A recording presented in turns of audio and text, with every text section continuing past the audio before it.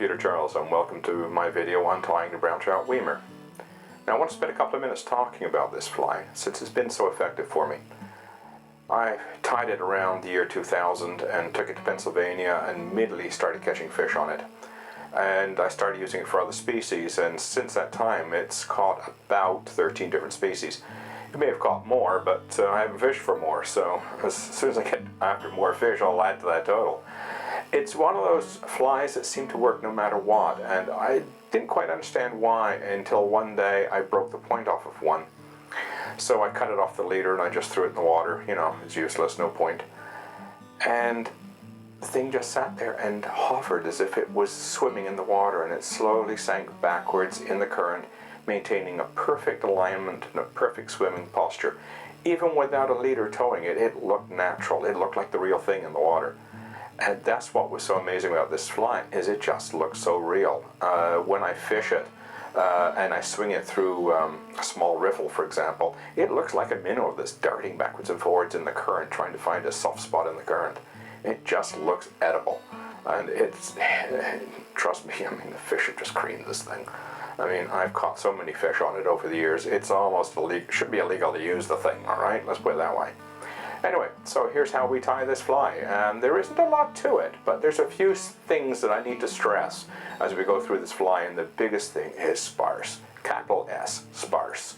Don't bulk this fly up. It's a big mistake if you do. Okay, let's look how this fly is put together.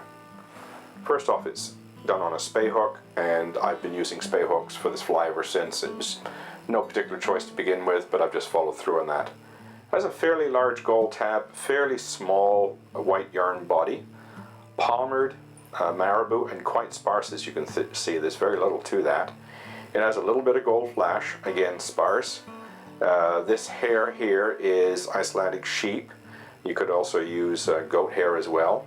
I have a couple of peacock curls in here. Let's say, simple fly, but extremely effective if you keep it sparse. So just remember that. I'll keep talking about that and drumming that home. Don't bulk this fly up.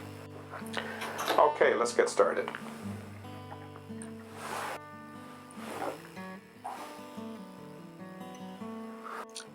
When I first started tying this fly, I tied it on Daiichi 2051 spay hooks.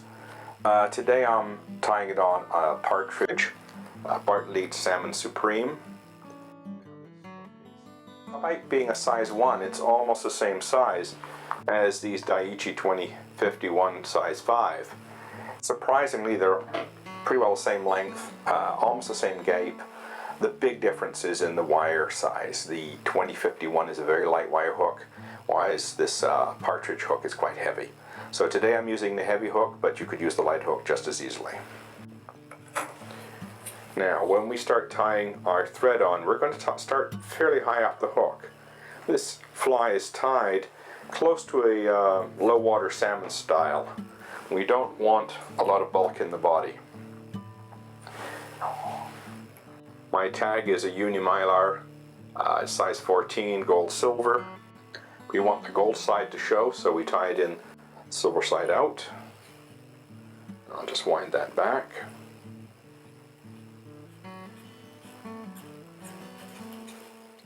Wind this forward.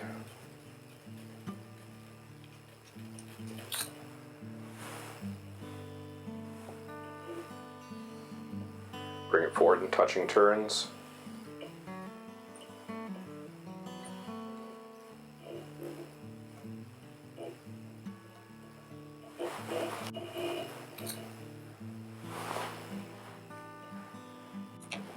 And I'll trim that off the length of the return. The next thing to tie in is our marabou feather, and I want to show how this feather has been trimmed. I've taken off one side and I've made it very sparse, and I've picked a feather that does not have a lot of web in the barbs. I don't want this thing look like a feather pillow. It's got to be quite sparse. We're going to tie it in by the tip, so I stroke everything back. Put a couple of turns in there. And now I'm going to tie in our body, which is uni yarn in a white regular 2X.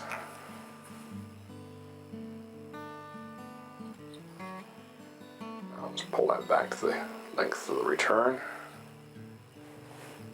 Now I'll just push that all together and bring that forward. I like to fill in that space up to the return. Don't worry about any stray bits of marabou sticking out. That's going to be all covered up when we finish with our body. Anyway, we'll just add to the palmered effect.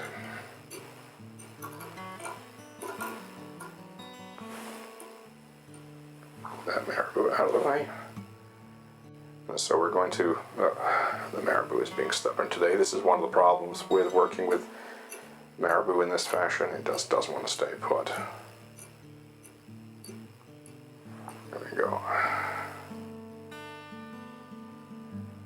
I'm going to wind this up to the return. I'm going to bring it back.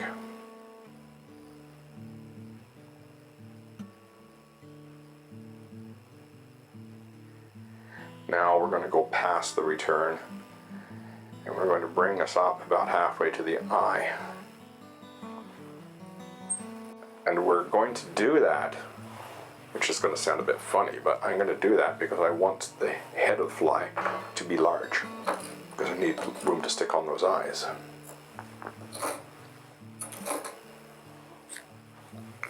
A couple of half hitches.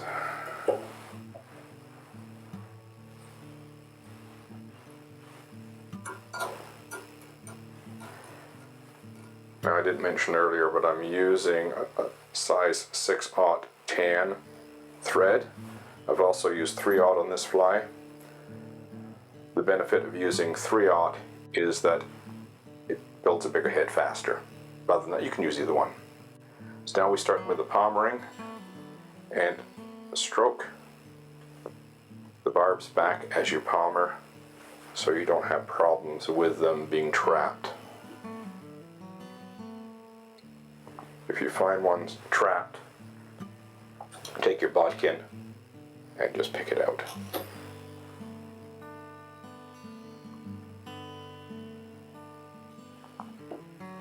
And we got a few there that just want to fold over, so we just pick those out. You know, carefully so we don't break them.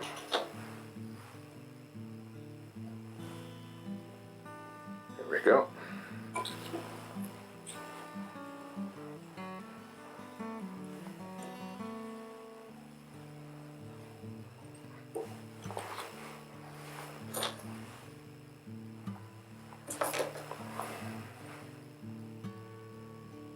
That stem didn't pop off, so I'll just cut it off. I'll bring that back. Next step is our flashabou. And now this is the very limp or extra limp, very small gold flashabou.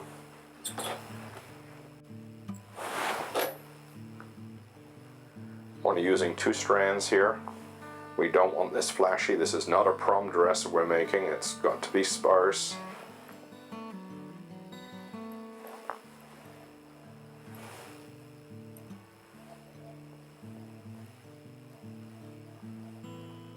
Now we'll just push that back and trim it about the length of the marabou.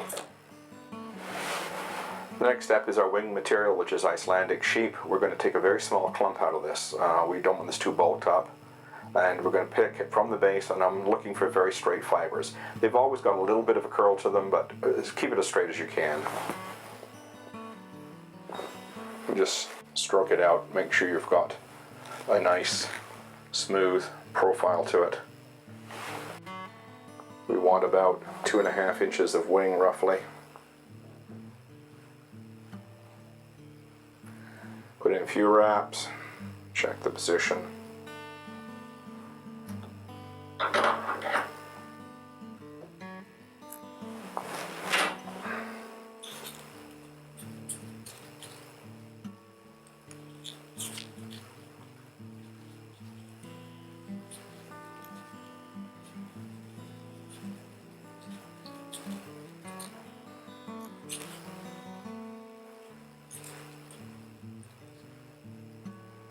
Now the next component is our peacock herl.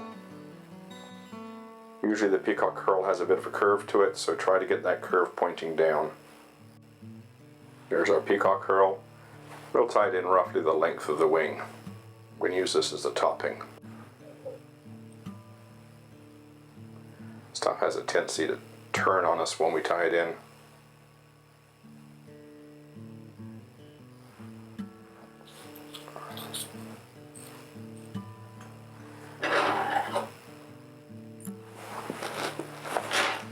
Now you can see that we've got a lot of fuzz here to deal with, and it's sticking up. So what I want to do is cover that peacock curl fuzz up completely with the tan thread, and I also want to get that tan thread wrapped back in soft wraps to get that peacock curl to sit down more.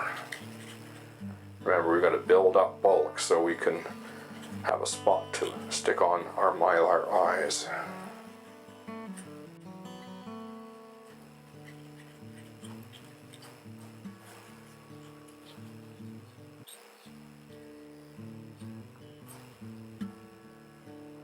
There we go.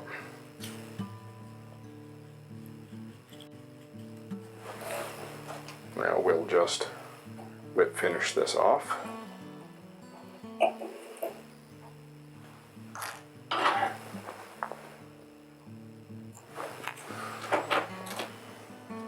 The mylar eyes we're using today are gold, and they are roughly 3/32 of an inch in diameter. We'll pick them out using our bodkin. These are awkward to put on being so tiny, but this is not a big fly, so you can't use a big eye.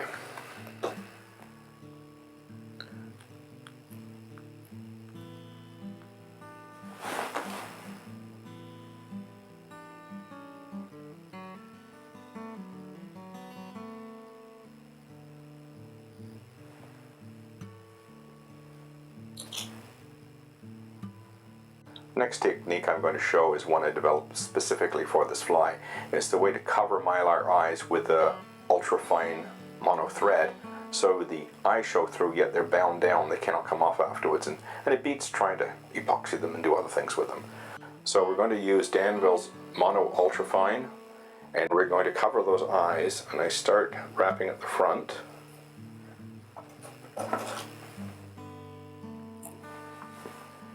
And as I wrap back, I'm going to pinch those eyes down and then just wrap over them. Wrap my way to the back, come forward, and then I'm going to whip finish. This ultrafine thread is very, very easy to break, so go lightly with it.